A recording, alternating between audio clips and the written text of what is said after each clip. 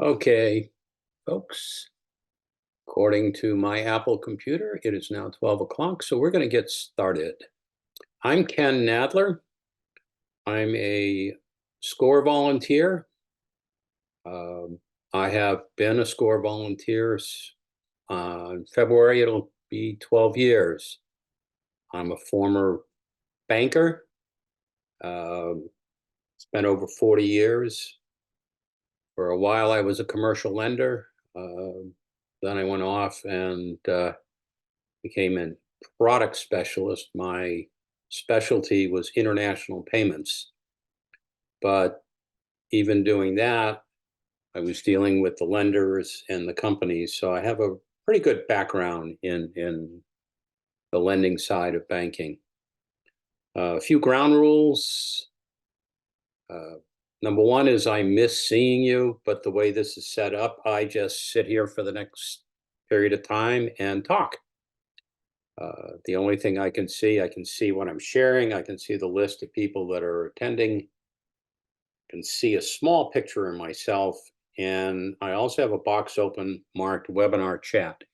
If you have a question, please use the chat, which is in the Zoom toolbar. And I will keep an eye on that, and we will use that. Okay.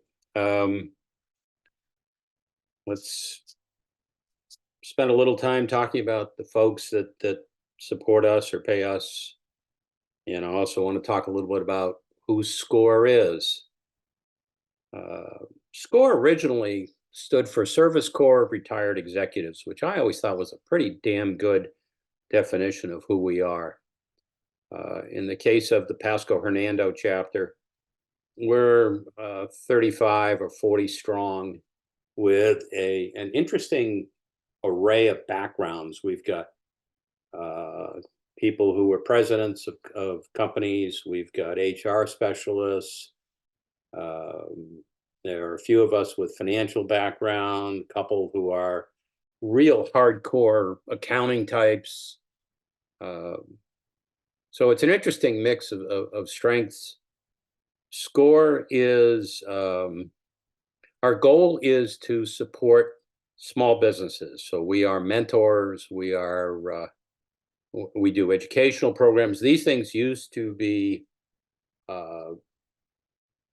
done at libraries face to face.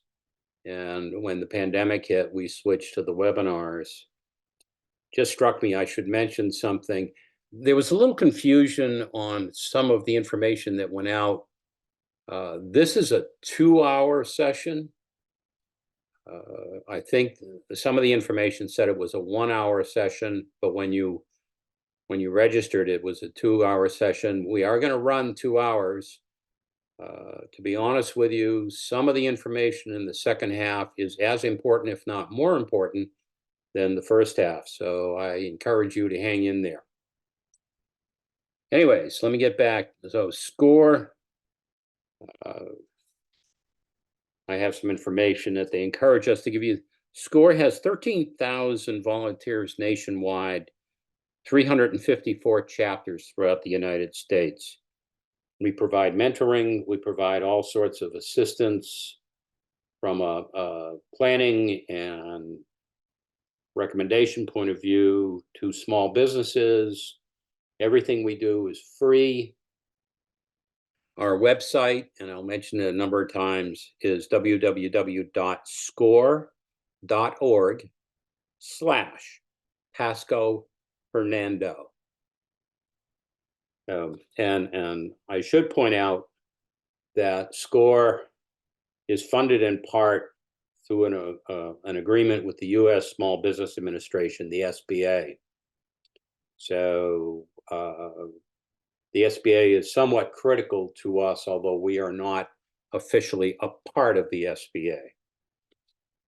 We also have a sponsor, which is the Pasco Hernando Business Council.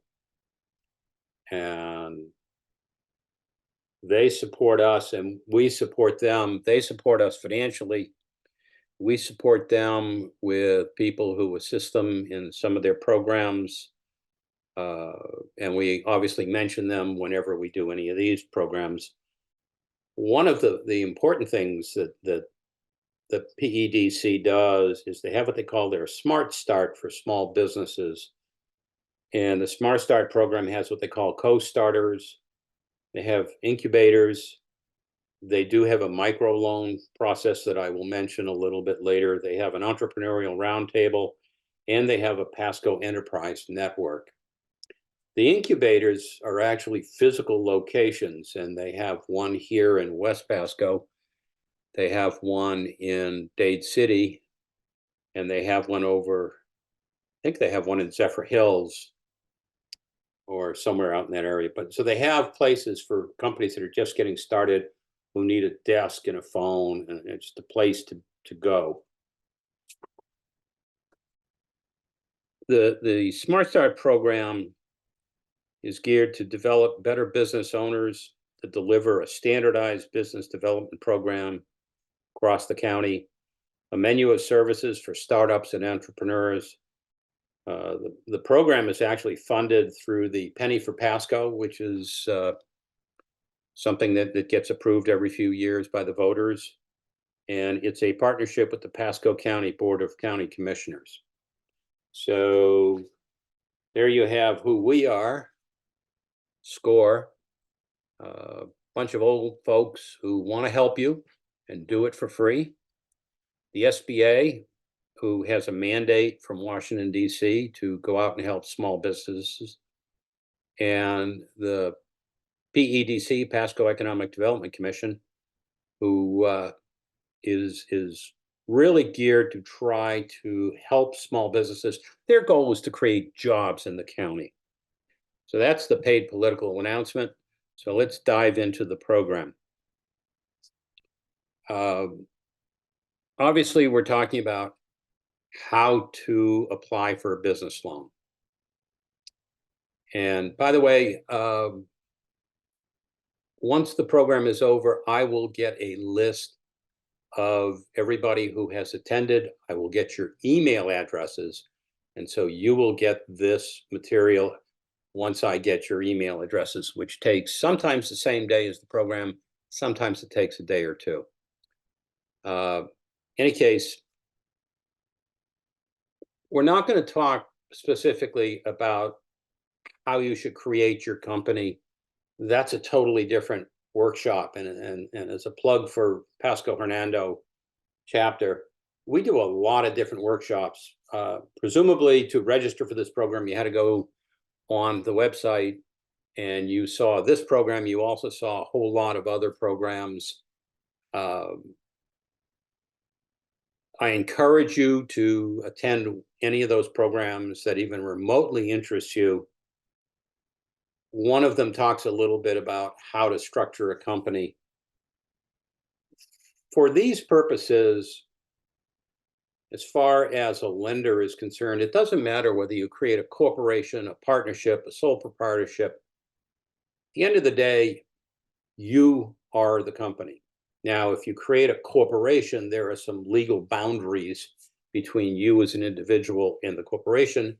However, a lender is going to bridge that. If you set up a corporation, LLC, anything like that, the lender is going to ask you to sign a personal guarantee. So you are on the hook anyways. So the first thing I'm going to address is your personal credit. That's critical. So the first thing with regard to your personal credit is you should make sure your credit history is in good shape. Well, how do you do that? It turns out that the federal government a while ago passed a law that says every individual is entitled to check once a year each of the 3 companies that maintains the credit reports for free. The easiest way to do that is a website, excuse me, it's a website, www.pedc, annual credit report, all one word, annualcreditreport.com.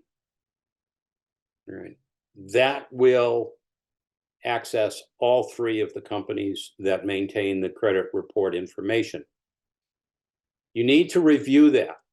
If there's anything there that is inaccurate, incorrect, there is an online process to submit information to get that corrected. Now, let me give you an example. Back in the day, my son was in college. He moved off campus into a rental, and he was one of three that shared this rental. Unbeknownst to the parents, in the lease that they signed, it was joint and several, which meant that if one of them didn't pay, the other two had to pay his share. And that's exactly what happened. One of the three guys took the money his folks were giving him, and he used it for other purposes. The other two guys were paying their rent every month, assuming the third guy was also doing it. And they wound up with a legal event, which got settled when the third guy's parents got involved. But in the meantime, that popped up on my son's credit history. And he submitted the information so that they took it off.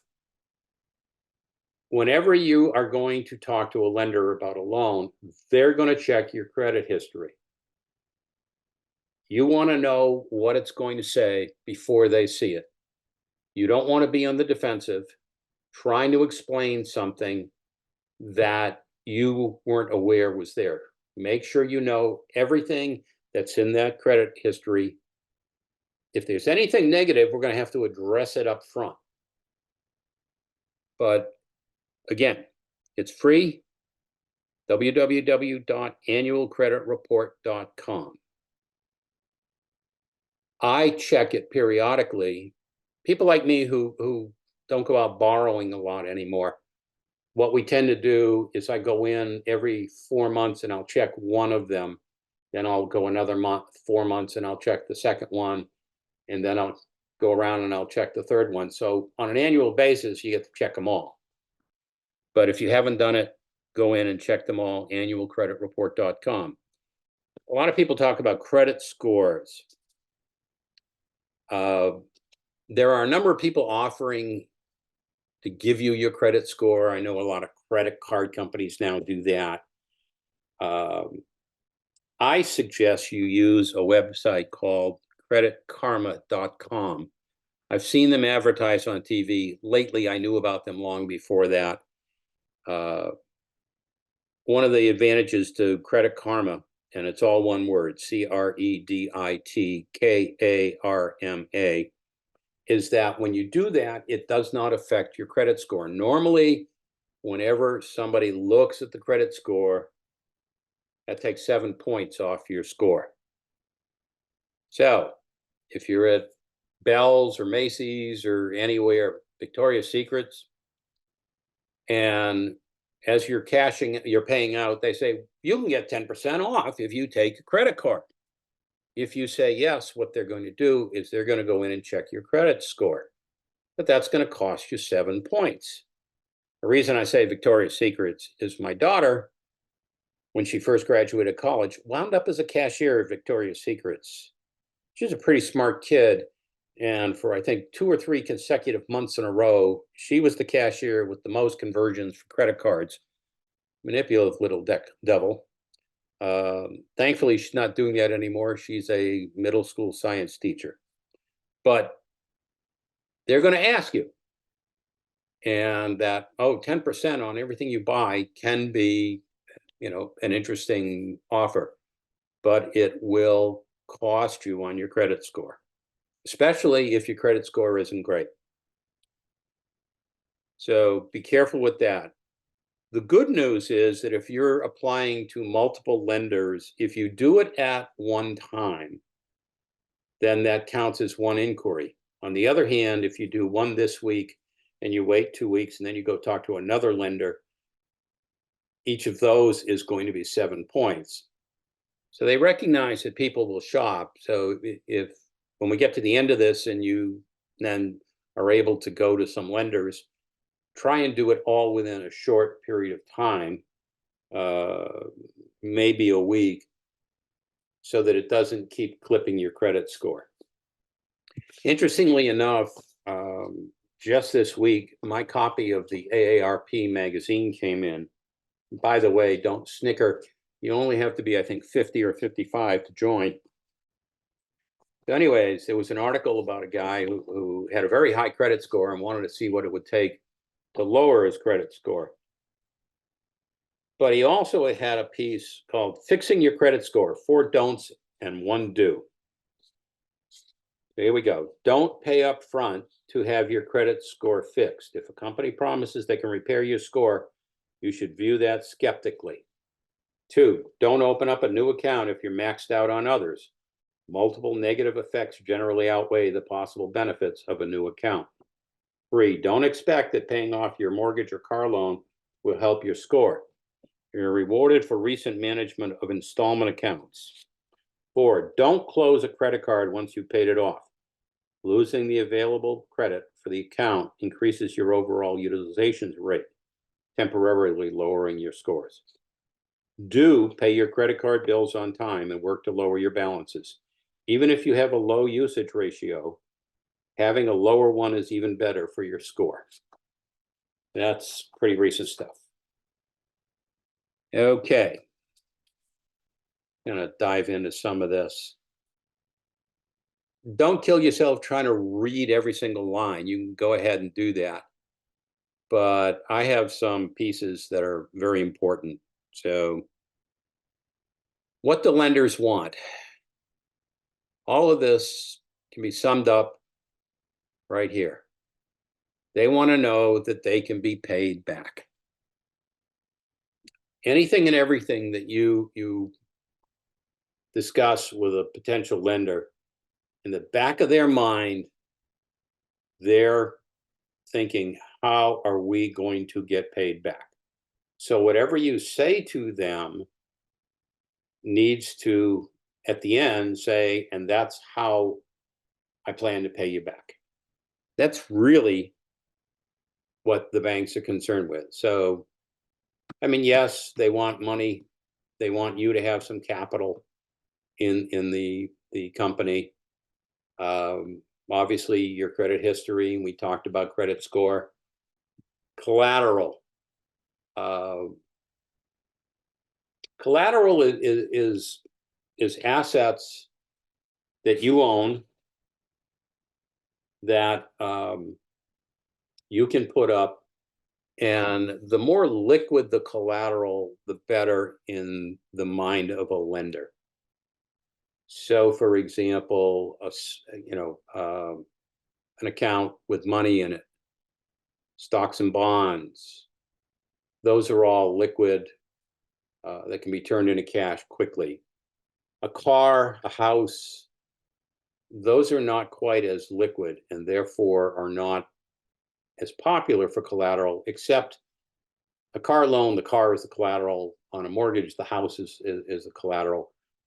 But those special lenders take that into consideration.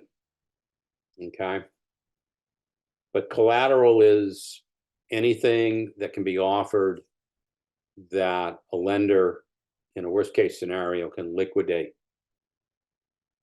Over the years, occasionally, I would have somebody say, well, I have a CD. And I always say, well, if you had the cash, why did you put it in a CD? And now you're offering me the CD because the rate you're earning on your CD is less than the rate I'm going to charge you as a lender. Never works in your favor. There are 2 situations where I can think of where it might make sense. One is if you bought a 5-year CD 3 years ago and you have 2 more years to go. One of the restrictions on a CD is there's a penalty if you liquidate it in prior to the maturity. So in that case, I can kind of see it. The best example I know of is I was doing this program and a lady put her hand up And she said, I'm in the process of starting a business. She says, my boyfriend is a plastic surgeon, in which case everybody went, ooh. And she said, he won't lend me the money, but he said he would put up a CD as collateral. And I thought about it and I said, what he's doing is creating the opportunity for you, but also creating the discipline. He's not just giving you the cash. You're going to have to take out a loan. You're going to have to pay the interest. You're going to have to pay the payments. Whereas giving you the cash, it's just, here's the money, boom, go ahead. So I can see your boyfriend doing that. It makes sense. I'm not sure how many of you out there have people who are willing to do that. So be aware of what other items could be deemed collateral. So let me kind of move ahead a little bit. Again, this is the most important part. In fact, on my personal copy of this, if you notice, I got it highlighted, which is a reminder to me to point it out to you 6 or 7 times. So you're going to hear that throughout the presentation. What do you need to know about banks, loan lenders? There is very little consistency between them, among them. From lender to lender, you may find some people are willing to talk to you, some people are not. Even within the same institution, you may get different reactions from different branches. The worst story I have on that is I had a very good friend back in the day. I worked with him, and Jim worked to bring in a new customer and arrange a loan. A particular bank we both worked for had a kind of a signature ladder for getting approval. Some banks use committees, other banks do this ladder process where you start with your boss and then you keep his boss and you work your way up. And in this particular case, it was a pretty large loan for the institution we were dealing in. And it required the signature of the senior credit officer of the institution. And he got the approval. It was late in the afternoon. He went back to his desk. He called the customer and he said, yay, we got approval. And I'll call you tomorrow and we will start to plan for the closing on the loan. He went home, I went home, and the senior lending officer went home. We have no idea what happened with the senior lending officer on the way home, while he was home, and on his way in. But when my friend Jim got into the office, obviously this dates us a little bit. There was one of those little pink telephone slips, which we used to get before there was voicemail. And it said, Jim, please see me. And it was the signature of the senior lending officer. So Jim went racing off to see him. And he said, I changed my mind. No. Jim said, but I told them that we approved it. I don't care. I changed my mind. No. Jim had to go unwind it. So even within the same institution, no consistency. Banks will say that they're big SBA lenders, and then all of a sudden decide, oh, we don't think we want to do any more SBA loans for a while. I worked for a bank down here in Florida, the one that brought me down, and the Orlando office had an interesting portfolio of customers, and we were headquartered in the Midwest. And one day out came a missive from the senior credit officer saying, effective immediately, we don't want any business with any of the following 7 industries, business lines. And this was back around 2007, 2008, 2009, when the Florida market was just imploding all over the place, driven primarily by real estate, but it was taking everybody else down. And one of the industries was what they call floor planning loans. And floor planning is the kind of loan they do for car dealers, boat dealers, RV dealers, trailers. If you think of a car dealer, there's all those cars sitting on the lot. Most car dealers don't have the money to be able to have paid the manufacturer for every single one of those cars. So there's, and the manufacturers don't necessarily want to lend to all the car dealers. So there are lenders out there, mostly larger banks, who will do these floor planning. And at that particular time, if you remember, the car dealers were starting to go under, the boat dealers were, the RV dealers were. So it kind of made sense. We looked at it and said, all right, that one kind of makes sense. Another one was convenience stores. And this particular office had a rather substantial portfolio of convenience stores. If you look into those, they're convenience stores, they typically have gas stations. They tend to be run usually by families. What will happen is they'll be successful, and over a period of time, they'll open up a second and a third and a fourth. Nobody said why. I mean, the floor planning, we all made it, said, yeah, we understand, it makes sense. The convenience stores, it was, well, what's bothering them? And the problem was Orlando had a rather substantial portfolio. And one of my friends, in fact, was in the middle of bringing on another family that owned, I think, like a half a dozen convenience stores in the Orlando area. And he had to unwind it. And head office said, you got 30 days. We think what it was in the Orlando area, we had a lot of people who were from other countries, presumably in the country legally. They were all working. And they were sending money home to their families in other countries.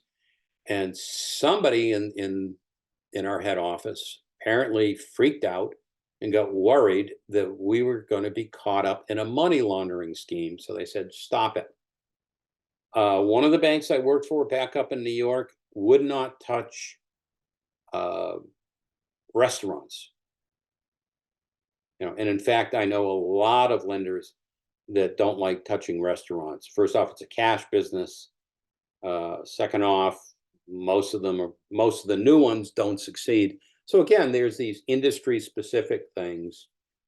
Let me explain. When you walk into a branch and you say, I want to talk to somebody about a loan, and you say, I've set up a company, so it's a commercial loan.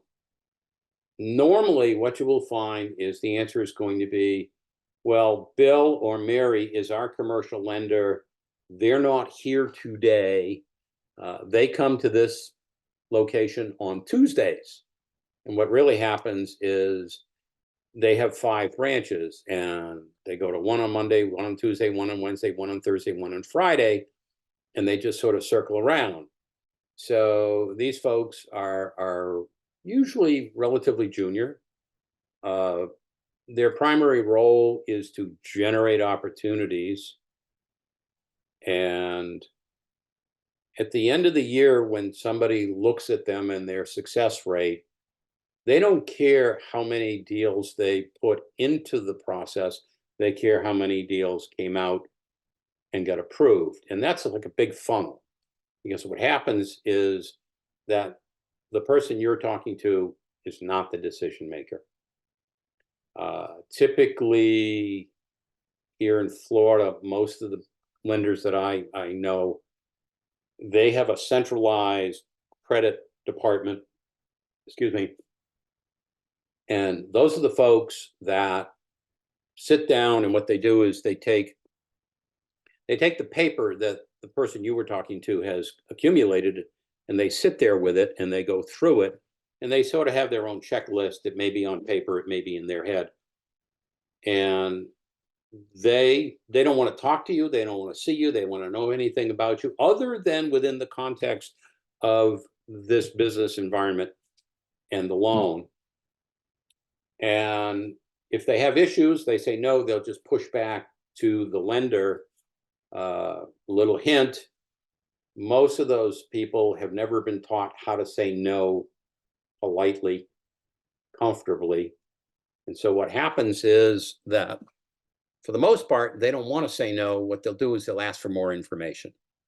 So if you get into one of those situations where somebody just keeps asking you for more, your defense mechanisms ought to go off at some point and say, look, what are the chances of this getting approved? Because if they're pretty small and you're just postponing the inevitable, let's save your time and mine.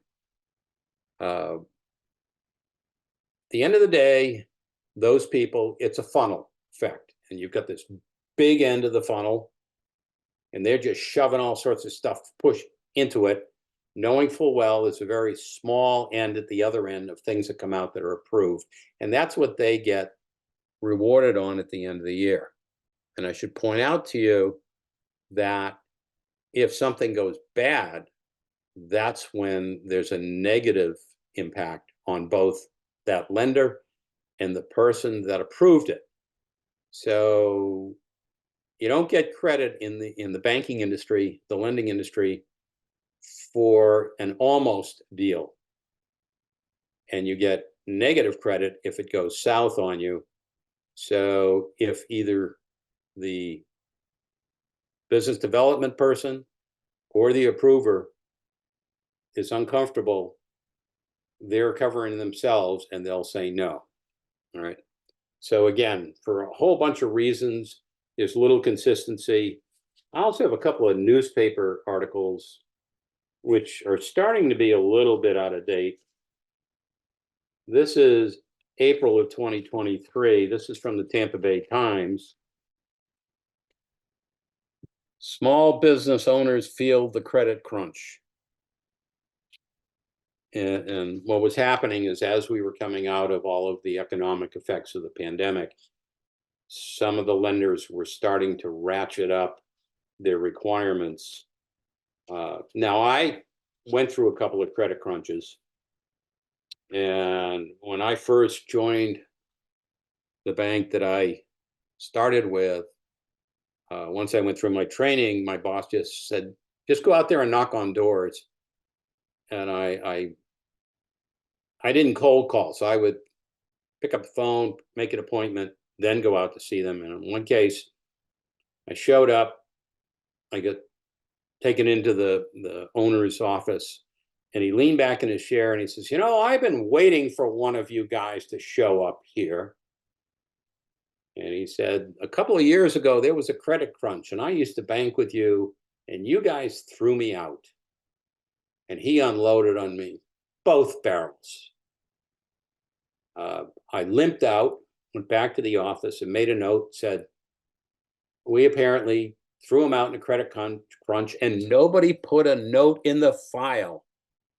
So this is to note, don't go see them. Don't waste your time. He's just going to unload on you. When I worked at Citibank back in the 80s and 90s, at a certain point, senior management decided that we weren't going to be a banker to everybody. And they said, we're only going to deal with the Fortune 200. And a bunch of us looked around and said, well, what happens 6 months from now when company number 180 buys, or worse yet, company number 250 merges with company number 275, and they now are company number 180. And we tossed them out. Well, powers that be had made that decision. We weren't going to change John Reed's mind. He was far too successful at that point. So again, little consistency within the institutions, between institutions. A lot of banks don't want to mess with startups at all. So when you go in to talk to these folks, be sensitive to the signals that they would be giving you that are saying, you know, they're tiptoeing around you. So now let's talk about the lender's viewpoint.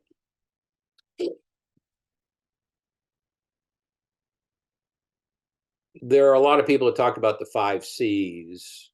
That's something that most trainees in the lending field go through, will learn: capacity, capital, collateral, condition, and character. And it's fundamentally addressing who are you, both as a person and as a company. Let me just point out about capital. When I was going through my credit training, the guy that ran the credit department, I swear he had a closet full of identical gray suits.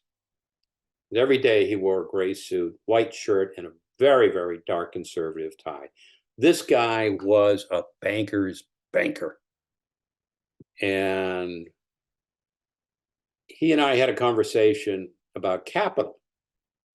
And he basically said, look, why should I, the lender, put more money into a company than the individuals who own it? I said, I don't have a vote. I'm not on the board of directors. I can't tell them how to run their business. So why should I have more skin in the game than them?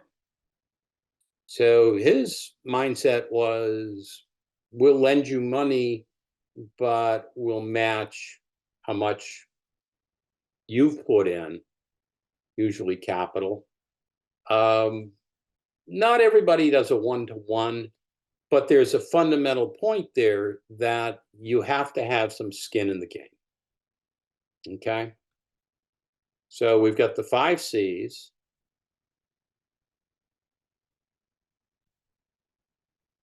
And this is where we start to get into the meat of it. All right. This we've talked about. Get your credit reports. This we're going to spend a lot of time talking about is cash flow. Business plan. We're going to talk about, there are 2 different kinds of business plans. We're going to talk about a business plan to support a loan. Okay. So there are a number of sources. There are some online lenders. I've even seen ads on TV for some other companies. Rapid Advance for a while was doing some really cutesy stuff with singing and dancing. I've seen ondeck.com. Bob, I'm trying to remember the lady that was on Shark Tank, who is a real estate developer, Barbara something or other. And she has set up a company to do online loans. The advantage to online lenders is that they're quick. The downside is that it's pretty mechanical. They typically have sort of a fill in the blanks kind of application. And, you know, they look at it pretty mathematical. They look and they'll say yes or no. The other piece to the online lenders is that their rates are usually pretty high. Crowdfunding or person-to-person loans. Crowdfunding's been around for a while. It's been used overseas in India, in some of the African countries, at a small level where you'll get. In India, I had heard a story about like 5 women who got together and they wanted to start a business. And what they did is they went out.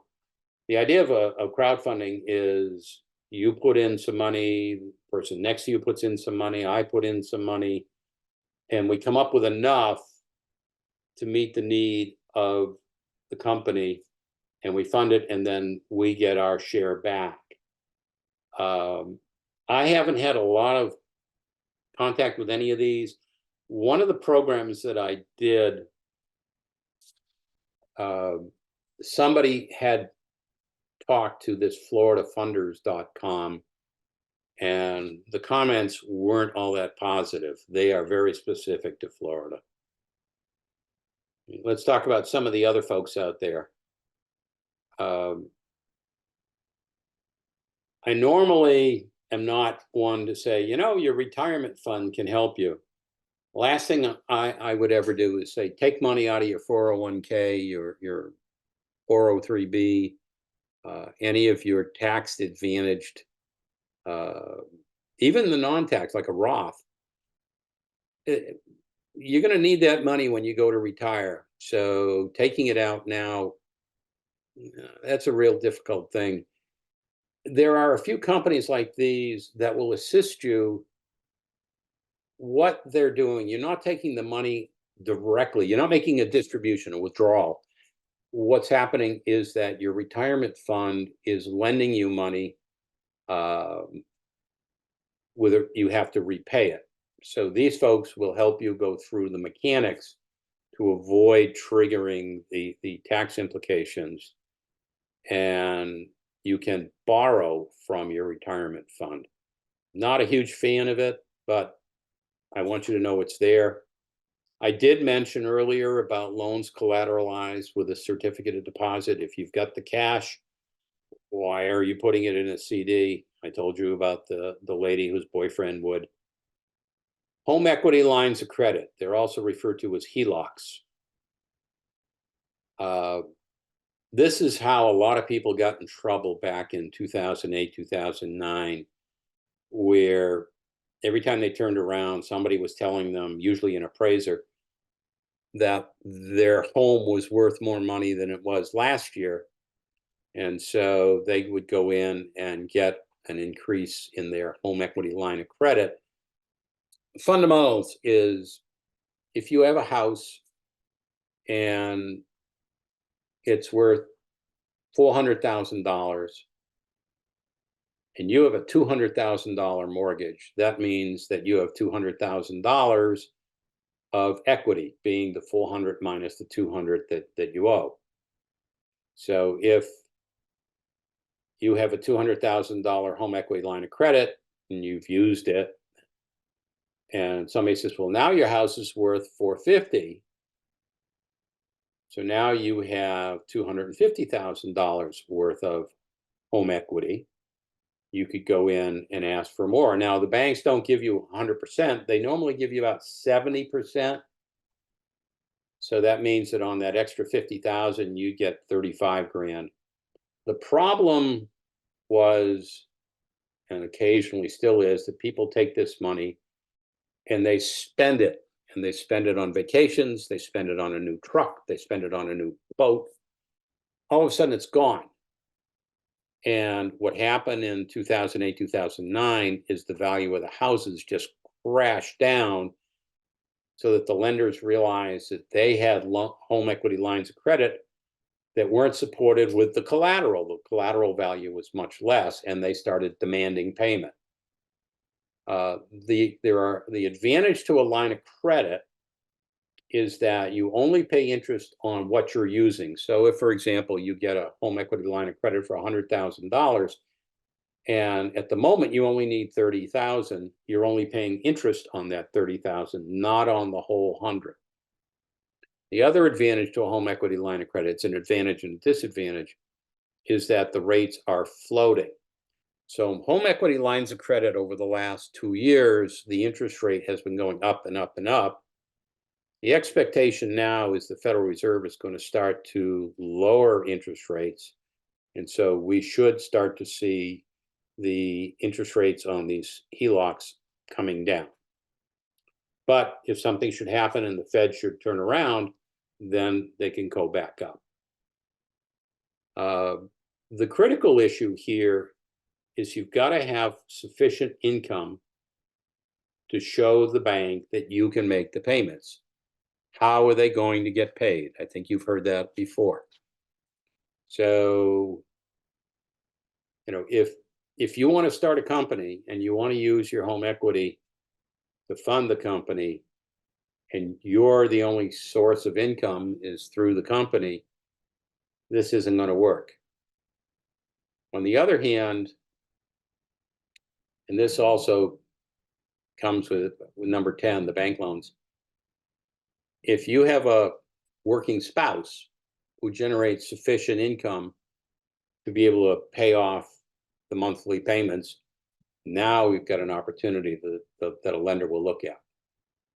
So let me also then wrap up to number 10. Besides a home equity line of credit, there is a home equity loan. It used to be referred to as second mortgages. So you've got your first mortgage, which is the main one that you took when you bought the house, and you've got that amount of equity. You could go to a bank and you say, I want to take out a home equity loan. The home equity is still the collateral. The difference is it's a one shot, here's the money, and you pay interest on all of it from day one. The advantage is that the rate is locked in at the time you make the loan. Okay. So that's the primary way you can get a loan.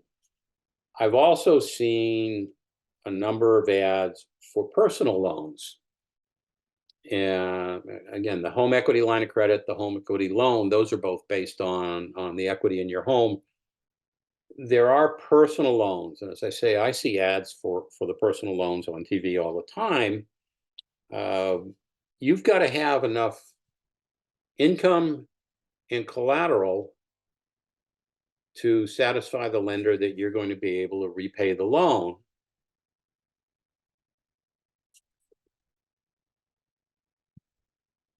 So it may work, it may not. The rates on personal loans tend to be higher than home equity loans. The one that comes to mind is this company SoFi.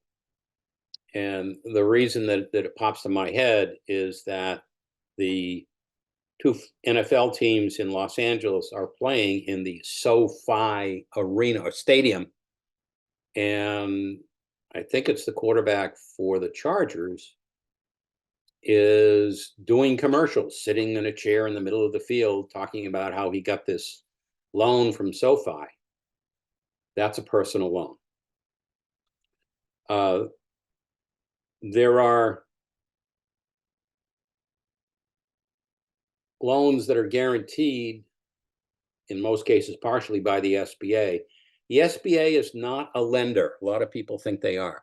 The SBA is not a lender. What they'll do is they will guarantee to a lender based on a number of criteria, a number of loans, loan programs. And actually, some of these aren't used anymore. The one that I like is this SBA 504. Now, I'm going to suggest that you go to the SBA website. I'm going to apologize for suggesting you go to the SBA website because, like many things coming out of Washington, it's not the most user-friendly, but it's worth the effort. Let me give you an example. The SBA 504 loan is designed for purchasing real estate and or equipment. And most startups aren't about to buy real estate. I was doing this program up in Dade City, and turned out I only had one person. So it was kind of an interesting one-on-one session for a couple hours. And this particular guy had a great background. He'd been in the restaurant business all his life. He had worked his way up and had become a manager. He had managed McDonald's, Burger King's, Checkers, a bunch of these different companies, the stores. Had great experience. I mean, obviously, I warned him there were a lot of lenders who didn't like restaurants, and he pointed out he didn't want to start a restaurant. He wanted to start a catering business. He had found a building to rent. He wasn't going to buy it. He was going to rent it, that had an industrial kitchen. So it had some of the large pieces of equipment, but he needed some other pieces of equipment.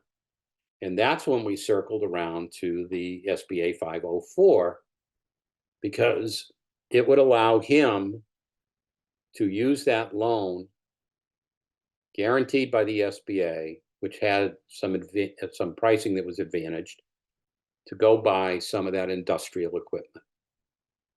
Never saw him again. I have no idea how it worked out, but at least he had a sense of where he wanted to go, what he wanted to do. Friends and family. The only thing I can say about friends and family is if you borrow from friends and family, document it. You can go online and you can find samples of promissory notes.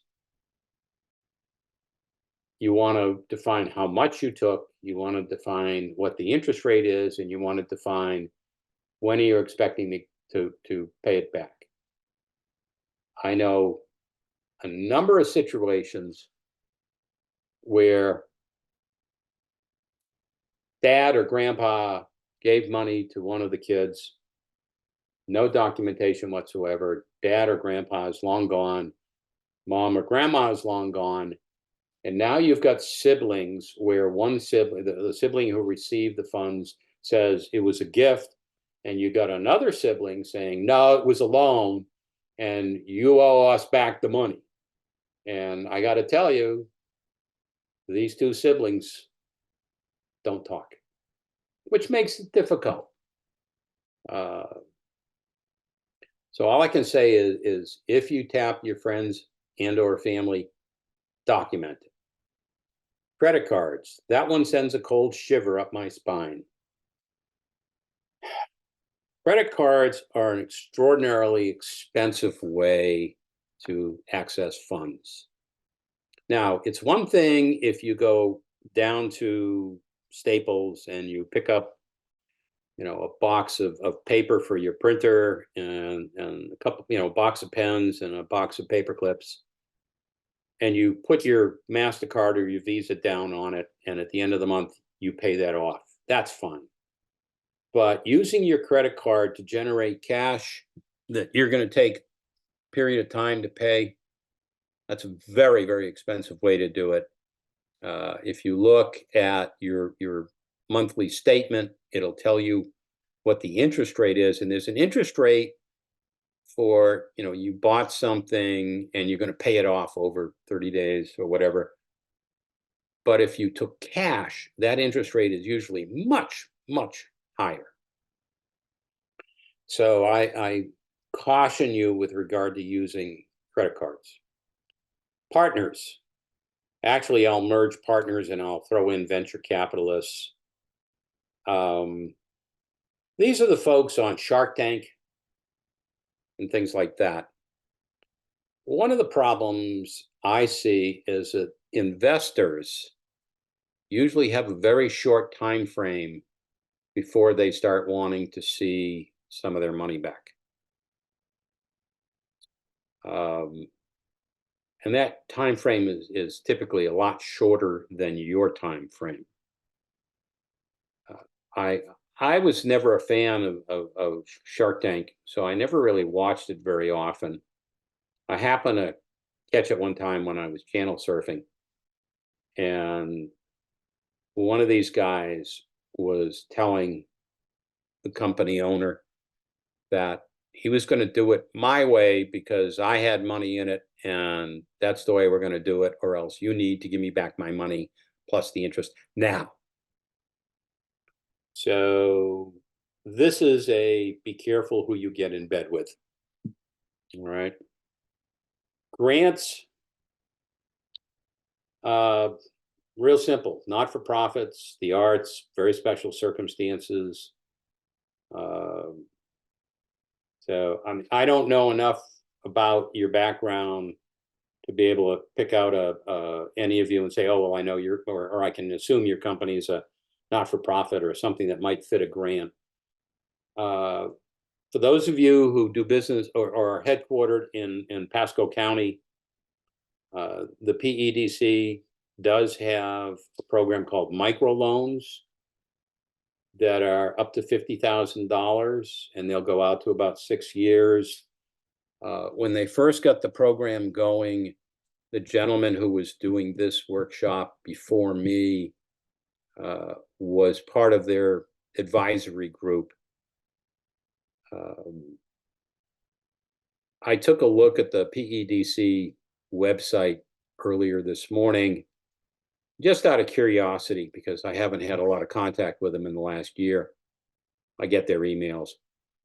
And it was interesting to me, there were 4 or 5 people representing various banks on the board of directors.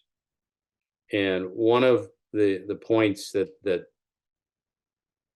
Hap, the guy who did this before me, had told me when I was following him around and watching him do this as we were transitioning, he said he found it interesting that the same people that turned down the company when they came into their lender, their branch, their bank, now they're on the board and they're deciding what to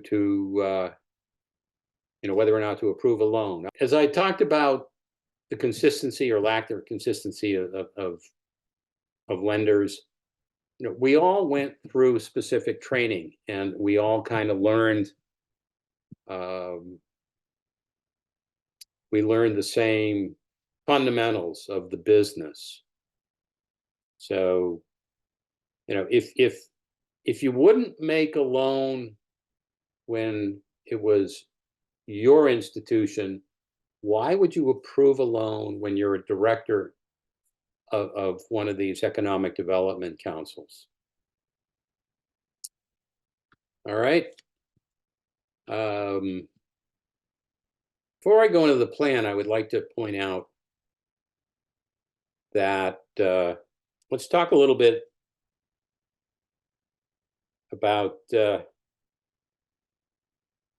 who's out there. I try to avoid just the usage of the word bank because there's more than banks. And let's talk about the different kinds of banks.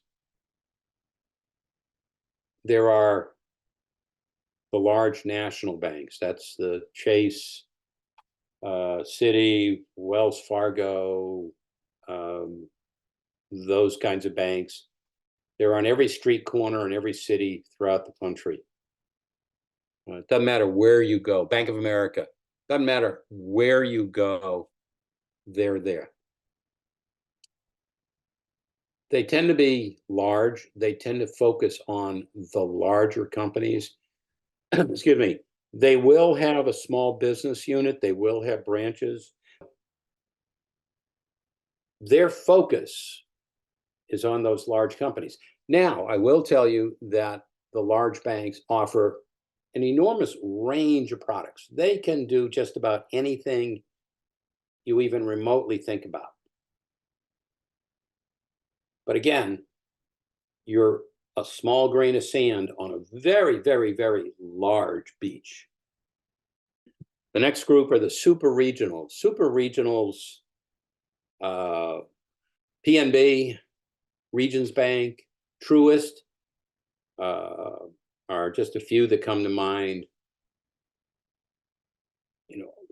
They all of those banks, for example, are here in Florida and up part of the Atlantic seacoast. If you're in the Midwest or you're in the far West, you just may not see them. They don't necessarily go after the Fortune top 200. They'll dabble in the bottom portion of the Fortune 500 list, and clearly the people below that. They're still focused on large corporations. Again, they've got a small business activity, but it's not their main line of business. You've got local banks, and I encourage you to consider the local banks. In this area, you've got Bank of Tampa, you've got Capital City Bank. There are some that are are even more local, that are banks headquartered in, some of the towns and cities around here, Newport Richey, a bunch of them. These are the people that go to the Rotary Club meetings and all of the local activities. They want to be involved in the local community, and they're much more encouraging when it comes to dealing with a local person trying to get a company going. So think about the local banks. There is somebody else out there. When I'm in front of you face to face, I usually look for a question, an answer. Credit unions. Credit unions do lend to companies. Let's talk about the difference between a credit union and a bank. Primary difference is ownership. Banks are typically owned by shareholders. Credit unions, by definition, are owned by the members. So any bank is concerned with my shareholders. Most of them are listed on the stock market, so they're worried about their stock price. They pay dividends. Credit unions, if you have an account, you are a member. And that makes you an owner. Originally, credit unions were defined, in most cases, by some kind of function. Many of them were employee credit unions. So, for example, in this area, Suncoast Credit Union was originally Hillsborough County Teachers Credit Union. Achieva Credit Union was originally Pinellas County Teachers Credit Union. Grow was originally the McDill Credit Union. There's the Navy Federal Credit Union, which, by the way, is not just limited to people from the Navy. Anybody who has been in the military can use the Navy Federal Credit Union. There is a credit union I see periodically when I'm riding around that is GTE Credit Union. Now, GTE as a company is long gone. It's been bought out, but the credit union still exists. So they were originally narrow definition, typically employees of a particular company or group of companies. Some of them were geographical, but it was usually a small geography. That's all gone by the wayside. I will tell you, I bank with Achieva Credit Union. Once I retired and my employee benefits no longer included a free checking account, I moved to Achieva. The only requirement was you had to be a resident of Pasco, Pinellas, Hillsborough, maybe even Hernando. I'm not sure Hernando because I don't think they go up that far. Other than that, all you had to do was put $1 in an account and you're a shareholder. And they will entertain requests for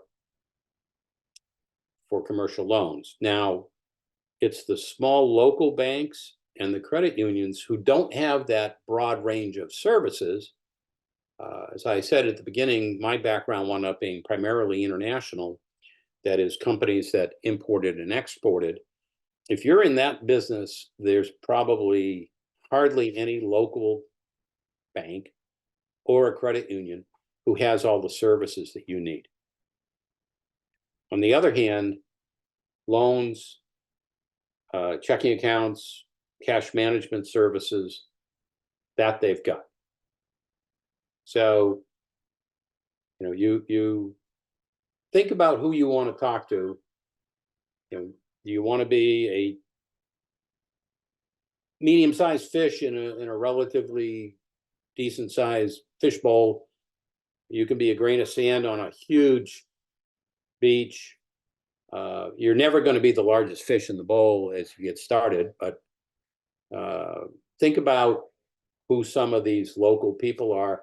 My recommendation is when you're driving around, pay attention to who they are. When I drive out State Route 54, I take notice of all of the different lenders and the credit unions. The other day, I went down into Pinellas County, and what used to be a gas station is going to be a branch of Mid-Florida Credit Union. So take a peek, look who's there, and consider, and then go on their website, look at their information. I always recommend you either go to the top or you scroll all the way down to the bottom and look for About Us. And then read that to find out about that institution. Okay. Let me just make sure I've covered everything. A couple of things. Pasco Economic Development Council is only Pasco County. So if you're in Pinellas, Hillsborough, anywhere else, you know, their goal is Pasco County. Just a comment on the 504 is that it is for real estate, building, equipment, and improvements. The lender, the bank, gets 100% of the building as collateral, but they will typically only lend about 50%. So that's all my little notes. So let me go here.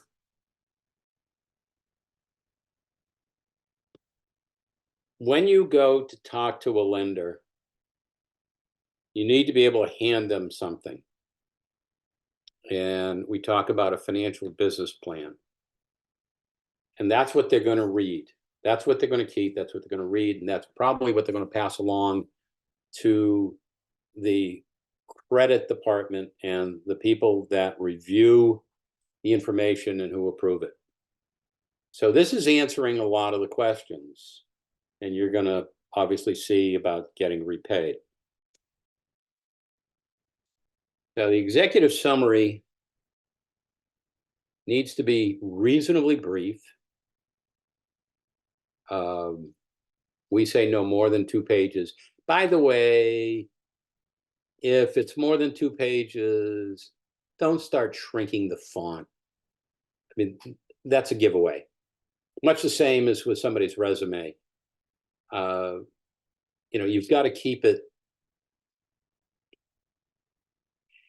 It was an old TV show when I was a kid about a cop in Los Angeles, Sergeant Friday. And he would always say, "The facts, ma'am, just the facts." And that's what you want to do here. In fact, we even suggest you don't put any adjectives, no and, you know, those kind of things, and definitely no charts of any sort. Right? And underlying everything is the answer to the question, how am I going to make sure that you, the lender, get paid? Okay, now the first thing, I mentioned this earlier, if there is a problem in your past, make sure you present it up front. Don't let it just kind of appear. So as we talk about the summary, who are you? What's the company going to do? How much money do you need? And we're going to talk about that. What are you using it for? You just can't say, "Oh, I need $30,000. It's, you know, I need to buy some raw materials. I need to buy some equipment." All right. If it's a startup, don't bother with the benefit. If you've been in business for a while, then, you know, obviously you're looking to make some kind of step up. What is that? Here's the key issue. Why should the lender feel good about getting repaid? How much are you putting in? What kind of collateral are you offering? You know, address your credit score, and then financial expectations. Most lenders are looking for the first 3 years gross income and what they call EBITDA, E-B-I-T-D-A. EBITDA stands for earnings before interest, taxes, depreciation, and amortization. If you're a follower of Warren Buffett, he hates EBITDA. He makes a valid point. Interest and taxes are cash flow items. Depreciation and amortization are accounting techniques. So they're not, yes, they're expenses, but they're not cash flow expenses. But that's what the banking industry lives on now. So the first 3 years, you've got to do projections. And we're going to talk about projections. You know, what does the company do? What do you sell? Who are you competing against? That kind of thing. What's your background? Now, remember the guy that I talked about who had spent all that time in the food industry? So he had an absolutely fantastic background to be able to say, here's how my background applies to this company. All right. How are you going to market it? Who's your competition? Why do you think that you are better than your competition and that you can beat them? I usually say don't really bother with long-range plans.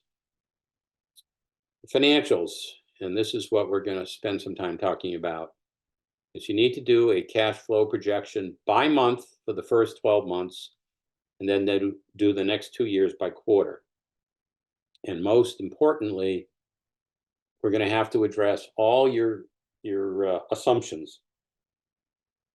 And as we go through the cash flow, we'll talk about that. So you're going to address all of this, and then you're going to attach things. You're going to attach 3 years worth of your personal income taxes. If you've been in business, then you need 3 years worth of your business taxes. You need an up-to-date balance sheet if you've been in business, and you need an up-to-date income statement or P&L, profit and loss statement. Need a personal financial statement, and we'll get to that. That's in this. Any leases that you're going to sign, they want to see that. If it's a franchise, then they want to see that. And the driver's license, that goes back to 9/11, where just after 9/11, they passed the Patriot Act. And you always have to show a driver's license when you open up a relationship with a lender. Okay, now let's talk about 12-month cash flow.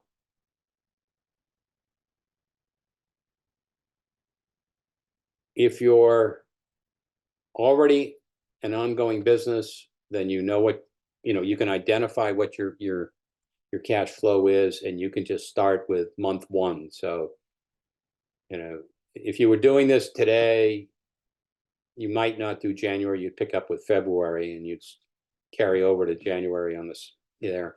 If it's a startup, you want to do this, and you want to start with how much money are you starting with at the beginning of the month? If it's a startup, how much money are you putting in? If you're an ongoing business, it's how much cash do you have at the end of business, the last day of the month. You then move down to cash sales. That's how much do you project you're going to sell during that month in which somebody's going to pay you in cash. A credit card transaction that you get reimbursed within, I think it's 2 or 3 days, you can count that as cash receipt as well. All right. Now, let's talk about sales. If you're here in Florida, Florida has this massive inflow and outflow of people at different times of the year. So you can't just say, I'm going to do $10,000 a month. So it's 12, it's $120,000, and I'm just going to put 10, 10, 10, 10, 10, 10, 10. If your business is such that when the snowbirds all leave here in April and May, the lender's going to say, wait a minute, a third to a half of the residents are gone. So, you should reflect some sort of decrease in your sales. But when they come back in the fall, you want to see an increase in sales.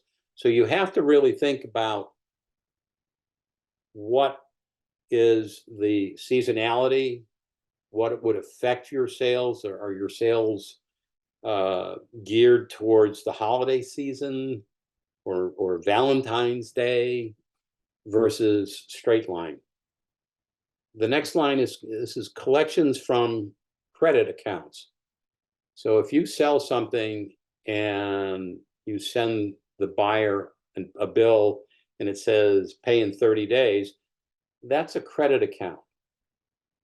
And this line is for receipts of the payments that you sold for the sale you did a month or two ago. All right. So, because this is all cash, this is nothing to do with, you know, I sold it to you, I'll bill you and you'll pay me later. Later means it's gonna be somewhere here. Loans, other injections of cash. The first time around that you do this, my recommendation is you don't put anything in here. Okay, so now you've got total cash receipts, which is this section, plus the cash on hand. So now you're at your total cash available. Then we talk about cash out. If you're buying raw material, anything else that you're purchasing that you need in order to make your product, that goes in these purchases. If you're paying wages, that goes here. The taxes and things for payroll go here. If you've hired an accountant, if you hired a lawyer, anybody that you're paying for services, whether it's monthly or whether it's periodically, let's say for an accountant, so when it comes tax season, you know, come April 15th, and maybe they say you got 30 days to pay. So in May, you're going to have to pay your accountant. Office supplies, operational supplies, repairs, advertising, cars. All right, there's your accounting and legal. Rent, if you're renting a facility, your phone, utilities, insurance, real estate taxes. Don't put anything in for interest because you don't have anything for a loan.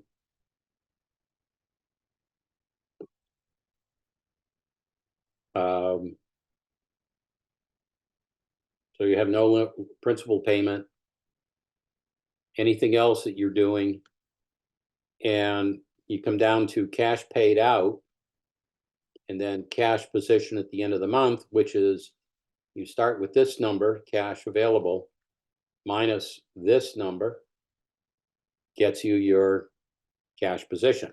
Now, my expectation is that if you do this for all 12 months, what's going to happen is some or all of these numbers in this bottom row are going to be negative, which is a useful number.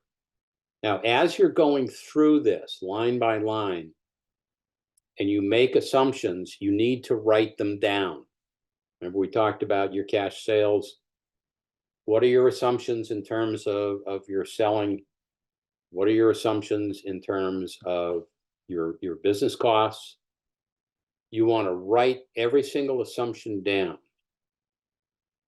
because when you go in to talk to that lender, they're going to start asking questions. They love this stuff. Bankers, lenders love, this is what they were trained on. And they're going to dive into this and they're going to look at numbers and going to say, well, this doesn't make sense, or where'd you come up with this number? If you have all your assumptions, you then have the ability to answer that question. I met a woman in one of these workshops who handmade jewelry and went to craft fairs. And so her cash sales were seasonal because obviously there are more people at craft fairs when everybody's here than in July and August, when nobody wants to go outside here in Florida. So she was able to address that immediately. All right, so you want to keep track of all your assumptions. You want to look at your negative numbers down here. And that's how we get to how much money do you really want to request when it comes to a loan. And what we suggest is you look for the largest number. Okay. which is the largest number. You pluck that out. That's your low point. And then you want to pick 3 months worth of your cash out, your expenses that are typical. And you want to add that to your low point. And if it comes out to, $34,867, all right, so you can go to $35,000. If it came out to $32,867, don't go to 35. Actually, I say go to 33. It's an odd number. So the lender is going to say, where'd you come up with that number? 35 is just said, okay, you made it up. You wet your finger, you put it up. All right. Any of those, especially, 25, 50, 7,500. So if you're asking for $33,000, I guarantee you they're going to say, where'd you come up with that number? How did you do that? And you're going to say, I did a 12-month cash flow, assuming no loan. And I took my low point plus 3 months worth of expenses, and I rounded up $200 to come to $33,000. First off, it makes you look like you put a lot more effort into it, which you did. And second off, that makes sense. Once you've done that, you go back and you redo this document a second time. Only this time, you plug the number in here for loans. Now, if you're taking a line of credit, then every time you take out cash, you put in just that amount in here. If you take out a loan, then you get a lump sum and you put it in. And then you don't have more going in later months. However, once you do that, you've got interest that you have to pay. And you're paying interest on the total amount you've taken out. So if you have a line of credit, it's how much cumulative you have out. If you took out a loan, then it's how much the whole thing. And then this is the principal. This is interest up here. This is the principal. So if you have a line of credit, it can either be what they call a bullet, which means you're paying interest only, and at the agreed upon maturity, which can be 3 years, 5 years, then you have to pay the principal, versus a regular principal payment, which is, let's say if you're taking out a 36-month loan, then 1/36 of the principal has to be paid back every month on top of the interest. The good news about that is, therefore, the interest will go down every month because you're paying off some of the principal. So you want to do this a second time. If you've done it right, then what should happen is this entire line is going to be positive. It may be pretty small, but it will be positive. And that's the version you want to give to the lender. You don't want to give them the first version that had the negative numbers. That's a working document, okay? But this is a document you're going to give them. As we talked here, you want to have your assumptions to be able to explain. And again, bullet points, not big paragraphs. All right, so that gets your cash flow. It tells you how much you need to borrow. And you can support it when you go to talk about it. I suggest you do a couple of things. One is you go find an acquaintance or a friend who has some business and or financial background. And share the assumptions with that person and say, am I crazy? Tell me if you think that my assumptions are off the wall or they make sense. I think everybody should have somebody that they can go to and say, I'm thinking of doing this. What do you think? And it's going to be somebody that you think highly of, that you trust, who will just, they have no vested interest other than you're a friend, and they want to make sure you're okay. In my case, that's a guy I was in the service with, who for the last 20, 25 years has been my investment advisor. He doesn't come to me very often and say, oh, I got a hot tip for you. On the other hand, I may go to him and say, I was thinking about this. And he'll respond to what he thinks of my question. And then, and typically only then, would he say, well, here's a couple of alternatives. So if you've got somebody like that you can trust, the first thing you want to do is kind of reality check on your assumptions. And if they have a financial background, then you could say, here's my cash flow. But the assumptions will have addressed how you got to the numbers on your cash flow. All right. So see if you can find somebody who will do that for you. If they do that for you, then at the end of the day, they probably will review your financial business plan, and you don't need wordsmithing. You don't need, oh, I left a comma out here.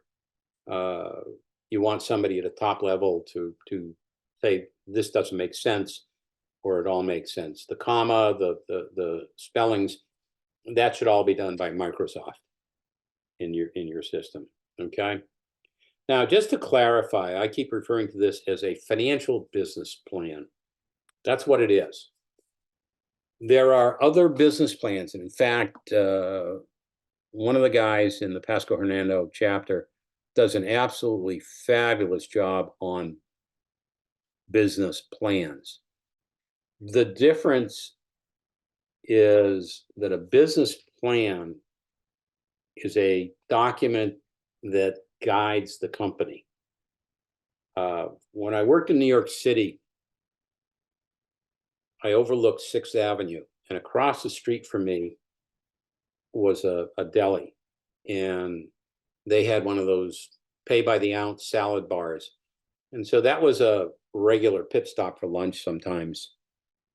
And the door to the building was in the middle of the block. So in theory, I had to walk half a block down to the corner or half a block up to the corner to cross over with the light. And if you've been in New York, 6th Avenue is 4 lanes wide. 90% of the time, the lights turn red such that all those yellow taxis go 1 block and stop, then they go 1 block and stop. Every once in a great while, they'll hit 2 or 3 green lights in a row, in which case they're now doing 60, 70 miles an hour. If I was in a hurry or I was lazy, I would just run straight across the street.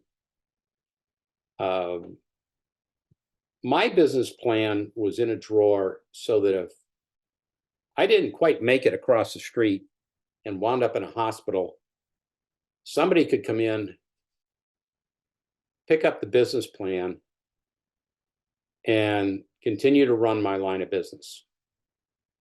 That's the idea of a business, a real business plan, is how to keep the business going, laid out so that anybody could step in and keep it on track. This financial business plan is very different.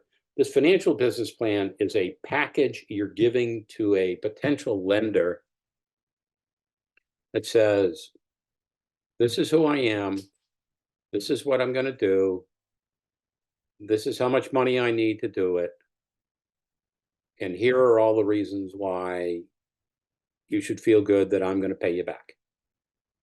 Okay. Different kind of plan. Excuse me. That's why I have 2 containers to drink from. And to be honest with you folks, I really hate listening to myself talk for 2 hours. Okay.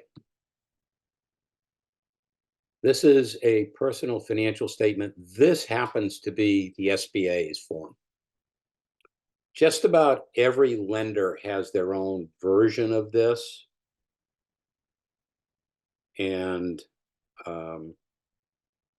one of the critical things is when we get down to the very bottom, you sign it. And so by signing this form, you say, number one, the information is accurate, but you also say that you're allowing them to get credit information on you. Okay. I authorize the SBA to make inquiries as necessary. I can't just go in because I got your name and go into any of the credit companies and check on you. You have to give somebody authorization to do that. And that's what this does. But this also is a financial statement on you, which goes back to basically, who are you? What collateral do you have? Excuse me. So this is your own personal balance sheet and income statement. How much cash do you have in savings accounts, IRAs, and other retirement accounts? Section 5, you're just going to give a lot more detail. Accounts receivable and notes receivable. If you have given somebody either money or you sold something and they owe you money, you can put that there. The cash surrender value of a life insurance policy, you can put there. Stocks and bonds, you can put there. And then you can either describe it or attach a very current copy of your broker statement if you have one. Real estate, we'll get to that section to cover it. Same thing with cars, other personal property, and other assets. So there's your assets and your liabilities. Accounts payable is, do you owe some person money? Then notes payable to banks, installment loans like your car loan, if you have a personal loan, if you have a loan against your life insurance policy. Here's your mortgage. Unpaid taxes. This is not the money that you owe on April 15th of 2024. This is, you've been in discussions with the IRS and you have taxes owed from 2020, 2021, or one of these TV ads for how people get you out of debt, and they find ways to work with the IRS. Usually what's happened is they go back and discuss, some years you had a refund and some years you owed money, and that's how they negotiate it. So this unpaid taxes is, you would know about it. Any other liabilities, you total up this, and net worth is your assets minus your liabilities. All right. And then this is just to make sure it balances, is your net worth, these two numbers combined. I had a finance professor in college who went through a corporate balance sheet. It was an investment class. So as an investor, you're always looking at companies' balance sheets. And he, for some reason, really didn't like accountants. And he went through this entire process. What he was doing was talking about time value theory of money. So cash is worth something today. Receivables is money you're going to get in the future. Inventory was money you've already spent on. And he got down to the liability section. And he said total liabilities. And then he said net worth, or equity as they call it in the corporate world. He says assets minus, he says it's what the accountants use to make sure it balances. But that's what this line is doing. So you've got your total liabilities, which is what you owe, what you have. A minus B is C, and then you add B and C together, which equals this, so it balances. This is the income side. What's your salary? If you have investment income, if you have real estate income, other income. So if you've got a working spouse, you put your salary here, you put your spouse's here, and you describe it. Contingent liabilities, that, you know, if you co-sign somebody's loan, if you have judgments, anything that falls, I would say 99% of the time, nobody who attends my programs has got this. Okay. This is where you go into the detail. So notes payable, what's the original balance, current balance, how often, what the collateral is. You know, this you could say see attached statement. Here's your real estate. So look at this. So you've got a property. So that's presumably your primary residence. Where is it? When did you buy it? What was the original cost? Current market value. Who holds the mortgage? Little detail on it. What the balance is. What's your payment, either circle month or year. Status of the mortgage presumably is current. So this is just additional detail. Okay. The life insurance, and then you sign it. So this is going to be attached along with a completed one of these, the one with the loan.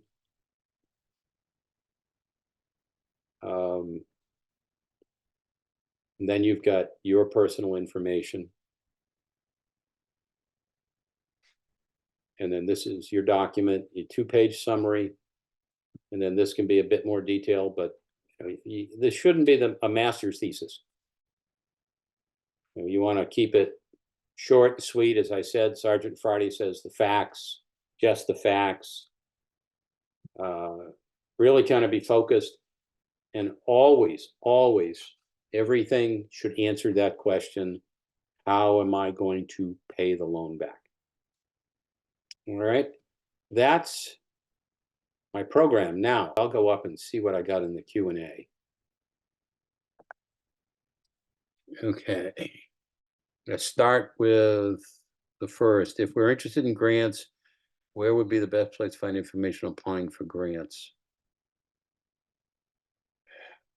The question on grants, actually, to be honest, you got me. For example, I know that we go to banks and ask for grants for the PEDC, and for us at SCORE, but I'm not really sure. Okay, so somebody recommends grants.gov.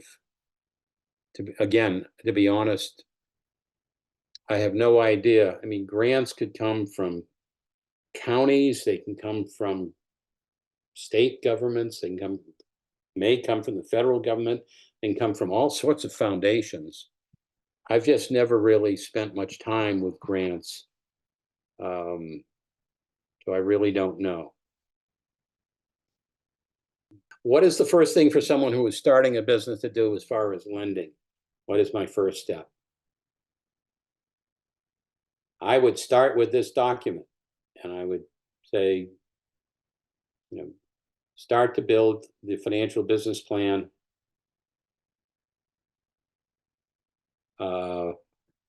So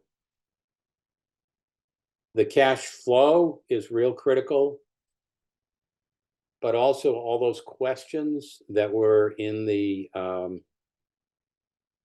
are going to be the body of your plan, because it's going to make you think and put down on a piece of paper, what am I going to do? What am I selling? How am I going to sell? Who am I selling to? Who's the competition? How am I going to do better than the competition? All that kind of thing. Okay. And then you start to lay out what it is that I'm going to do in this startup business. And then what kind of projections can I make on cash flow?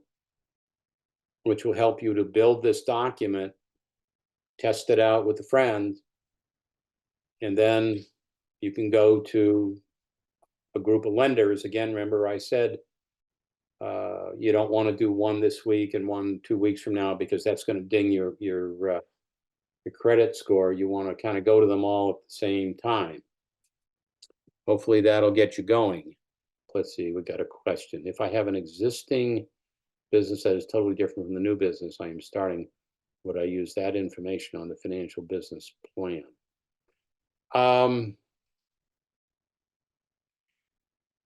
If you have an ability to juggle both businesses so that you're getting income from the existing business, that you can use.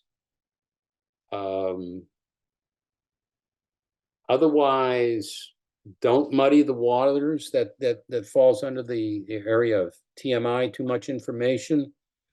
You don't want the lender and the credit approval person focusing on your existing business, because if your new business can't make it, what they're going to do is turn around and say, well, we'll lend to your existing business. You want to have them focus on the new business. All right. So I would kind of keep that in the back. Now, if the existing business has assets that could be used as collateral, if you're the sole owner of both businesses, you could do something like that. If you're the sole owner, I've seen situations where one company owns the other company, or you create a holding company that owns both. That would be a legal and accounting issue that you need to talk to people who are professionals at that level. But if it's totally different and it doesn't add any value to your new business, that just really becomes too much information. Hopefully that helped you with that. To be honest, the number of people I've met who say, well, I want to start a business, but I'm working, they struggle with how do I continue to get my income while starting my new business. One of the sessions I did, we had an interesting group. This was back when we were live face to face. And a woman was working for one of these dog, wash and blow drying. And it was, they had a van and they came to you to take care of your dog. And she worked for somebody who supplied the van, and she wanted to start her own. And she asked the question, how do I do it? And it was interesting. One of the people in the back there put their hand up and says, you know what? Go take out a newspaper delivery job. You get up at like 3 in the morning and they deliver your papers, and you're delivering the papers at 5, but by 7 o'clock in the morning, you're done. And then you've got some income so you can continue to work. You can spin off from the job you have and you can start to do your own, but you still have some income. Interesting idea. Obviously, a working spouse helps a lot, or investment income. Question, is it difficult getting a loan for a startup preschool academy?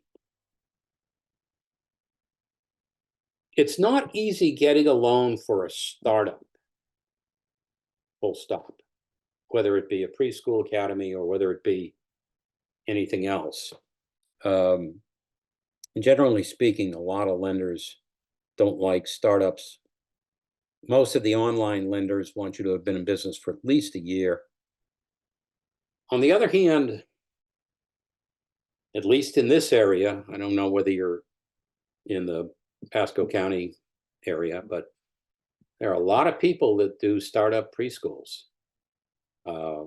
Now, whether they start with, I'll take 3 kids in my house as sort of a daycare, and then it kind of grows from that, I don't know.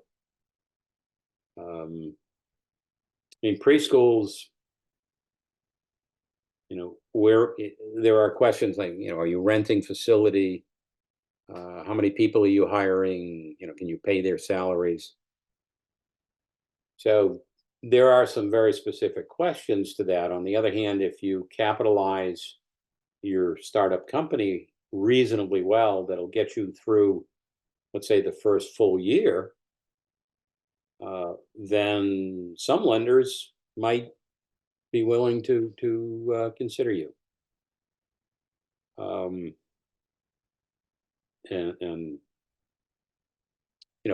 the only thing I can think of is if you know anybody who's in that industry that you could talk to, especially if they started up one themselves. That's always an interesting thing, is to go to people who've been through it and say, what are the pitfalls? What are the pluses? The only other thing I can add is you might go back onto our website and if you ask for a mentor, it says, has anybody helped startups specifically for preschool academies? It's possible that somebody along the line has mentored somebody like that. Okay, I'm the sole owner of the current business. I would continue as long as I have. It's I was wondering, would give me any good history? Yes, it would give you good history. That part in terms of your background, when we talked about that in terms of the here with this.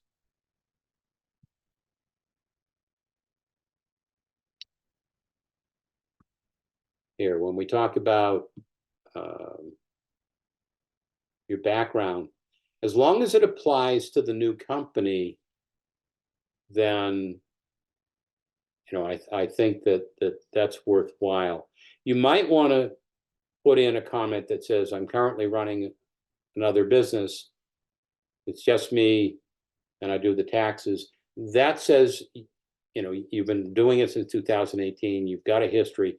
On the other hand, that raises the question that some lenders might say, well, how much time are you going to spend paying attention to the new business versus the old business if they really are very separate and you can't do them both at the same time? People will question your ability to multitask. So again, I'm not sure I'm being very helpful with this. I think to begin with, you want to do this financial business plan on the new company you want to do as a standalone, just to see whether or not it can stand on its own feet. Okay. Last couple of minutes, again, Pasco Hernando SCORE. We do mentoring. We've got a whole bunch of different volunteers. What they'll try and do is match you up with